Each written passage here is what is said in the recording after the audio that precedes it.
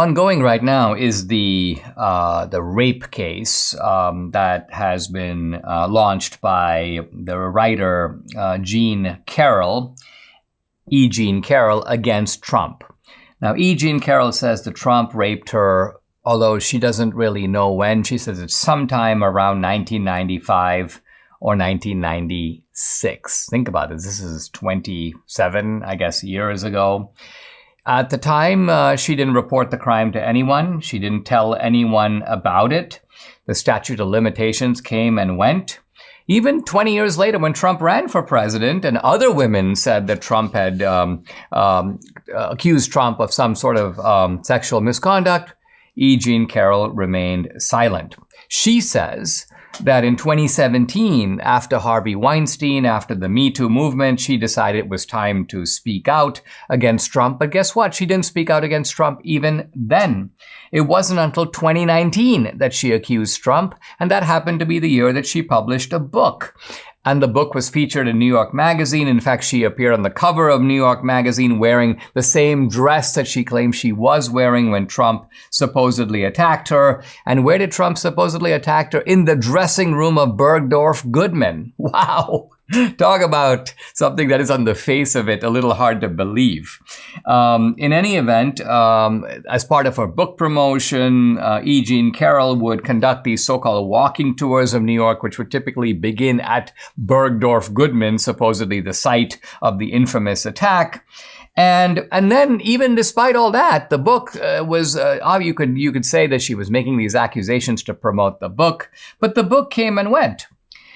The idea of suing Trump over this was actually given to E. Jean Carroll by none other than George Conway. George Conway is Kellyanne Conway's husband. This, by the way, is a guy who applied for a top job in the Trump administration. He didn't get it. There was evidently some falling out, some bad blood between him and Trump, and he became a massive anti-Trumper to such a degree, such a never-Trumper, that he was invited to a cocktail party at the home of a left-wing writer, Molly Jong-Fast.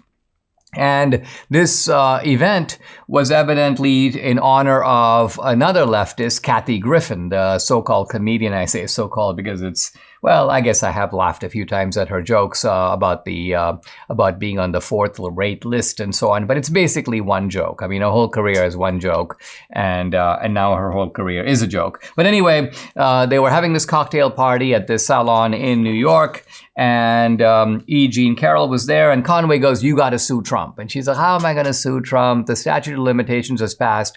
And Conway goes, "Well, sue him for defamation." So here's a lawyer saying, you can't sue him for rape, that's already passed. But if you sue him for defamation because Trump made some Trumpian comments to the effect that she's not my type and so on. So if you can use the defamation case to sort of retry the rape case. And moreover, says Conway, I know somebody who will take this case. He referred E. Jean Carroll to a lawyer. This is another left-winger, a woman named Roberta Kaplan, who has represented a bunch of the Me Too cases. So this is the left kind of ganging up here and deciding, you know what, this is a way to create a circus. They know that the media will jump on it, as the media, in fact, is jumping on it.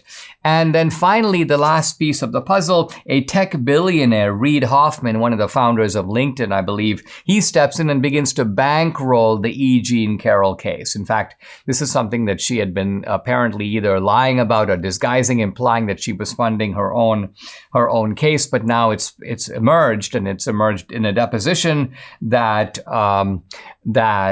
Reid Hoffman is the one paying part of the costs. E. Jean Carroll, by the way, went on Anderson Cooper's show in 2019 and was asked about whether or not she suffered as a result of this so-called attack from Trump. And I'm now quoting her, "I didn't suffer, Anderson. I did not suffer. I did not lose my job. I wasn't beaten." And at another point, in a rather creepy way, she begins to talk about how even the concept of rape is kind of intriguing. It's kind of exciting. I mean, Anderson Cooper, you can see, is like visibly uncomfortable with her using that kind of rhetoric. So this is a very strange individual. And I don't really see this case. I don't know where it's going to go. I've seen some indications that the judge is very biased against Trump. That's not exactly a big surprise. So this is the the backstory of how this case came to be, a case that seems to have far more to do with anti-Trump politics than it has to do with any of the issues that are being raised, so-called on the merits.